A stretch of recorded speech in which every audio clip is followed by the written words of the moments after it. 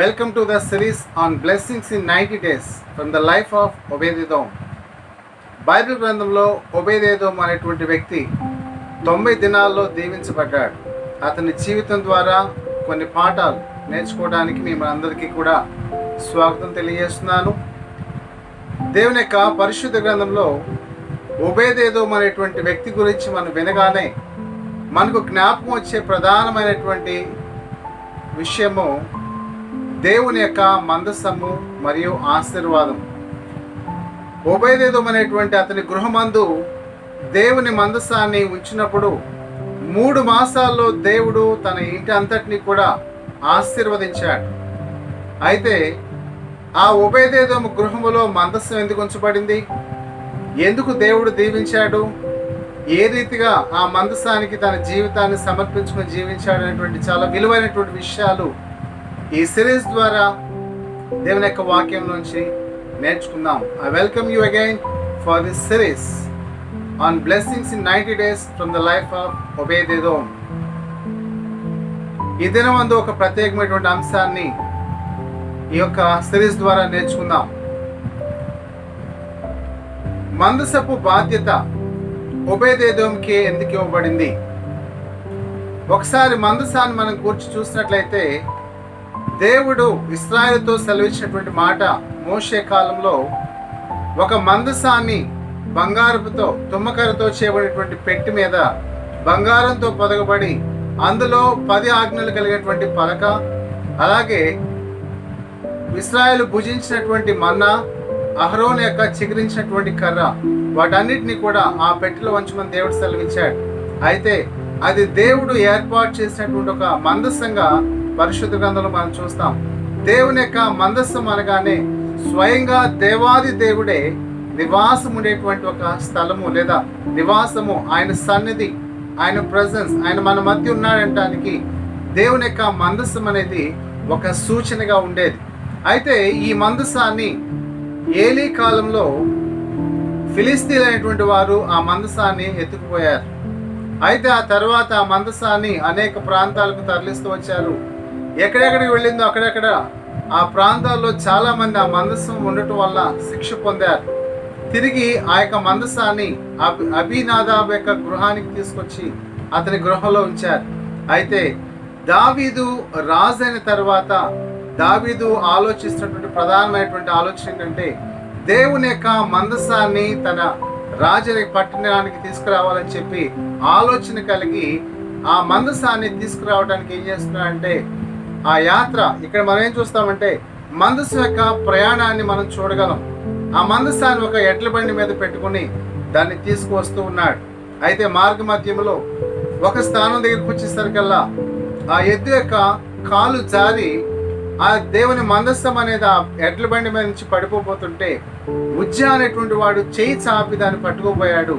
అంతే, ఆ చేయి చాపి పట్టుకుని పోయినటువంటి ఉజ్జ అక్కడక్కడే పడి చనిపోయాడు. అంతే, అది చూసిన వారందరికీ కూడా ఎంతో భయం కలిగింది. దాన్ని తీసుకువస్తున్నటువంటి రాజు అయినటువంటి దావీదు కూడా చాలా భయం కలిగింది. ఏం చేయాలో అర్థం కాల. వెంటనే దాన్ని ఏం చేశాడంటే అక్కడే ఉన్నటువంటి దగ్గరలో ఉన్నటువంటి ఒబేదెదోం అనేటువంటి గృహములో ఆ మందసాన్ని ఉంచాడు.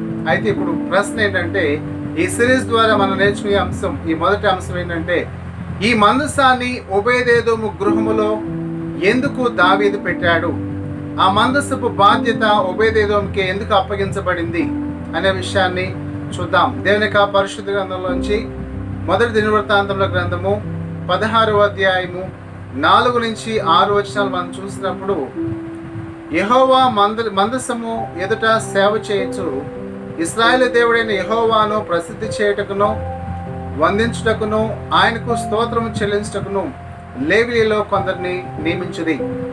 దావీదు కొంతమందిని లేవీలను ఏర్పాటు చేసి నియమిస్తున్నారు.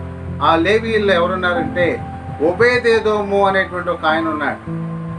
అనగా ఒబేదెదోము, యెహీయేలు అనువారు స్వరమండలమును సితారాలను వాయించటకై నియమింపబడిరి. వారు లేవీ గోత్రానికి చెందినవారు. ఒబేదెదోము ఎవరంటే ఒక లేవీయుడు.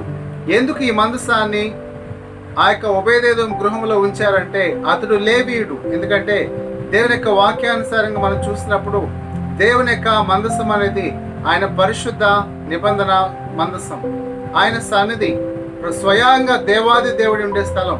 అయితే ఆ మందసానికి యాజకత్వంగా పరిచర్య చేయడానికి దేవుడు అహరోను వంశస్థులను లేదా యాజకులైనటువంటి లేవీలను దేవుడు ఏర్పాటు చేసుకున్నాడు. అందుకే పరిశుద్ధ గ్రంథంలో చాలా స్పష్టంగా రాయబడినటువంటి విలువైన మాటలు ఏంటంటే, ఆ దేవుని మందసాన్ని, దేవుని యొక్క మందసాన్ని యాజకులు కాకుండా, లేవీలు కాకుండా మరి ఎవరు దాన్ని చూసినా లేదా దాన్ని తాకినా కూడా వారు చాలా భయంకరమైనటువంటి ప్రమాదానికి గురైనట్లుగా మనం చదువుతాం. ఎందుకంటే దేవుడు వారిని ప్రత్యేకపరుచుకున్నాడు, దేవుడు వారిని పరిశుద్ధపరిచి ఆ పరిశుద్ధమైనటువంటి దేవుని యొక్క మందసానికి పరిచర్య చేయడానికి దేవుడు వారిని ఏర్పాటు చేసుకున్నాడు.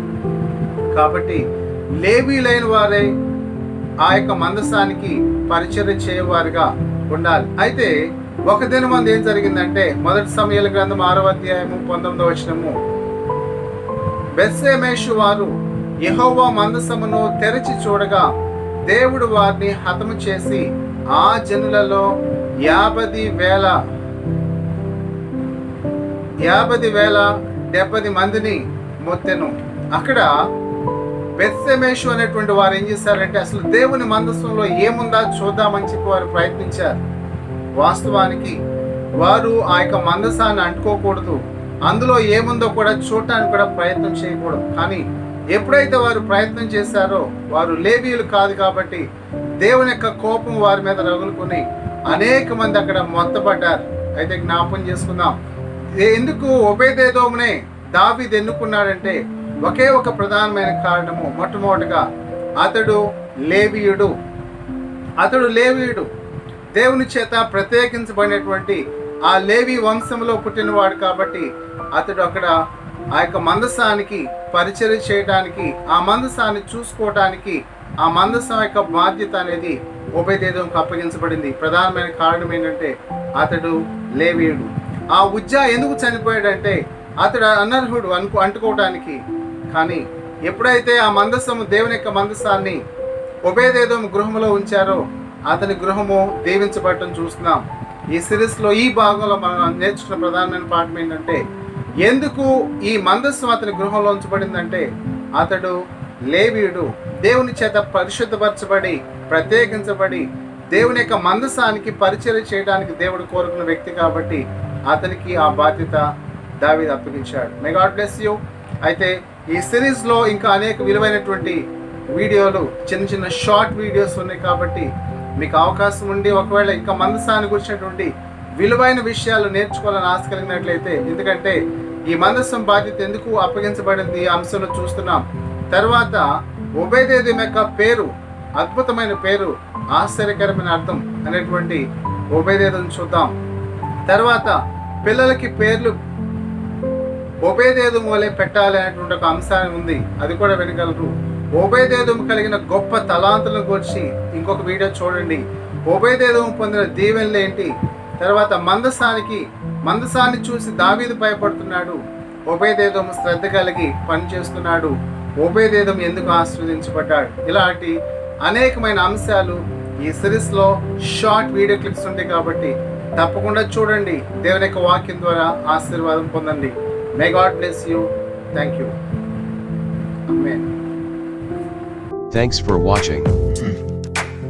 Drop a like, leave a comment, and don't forget to subscribe.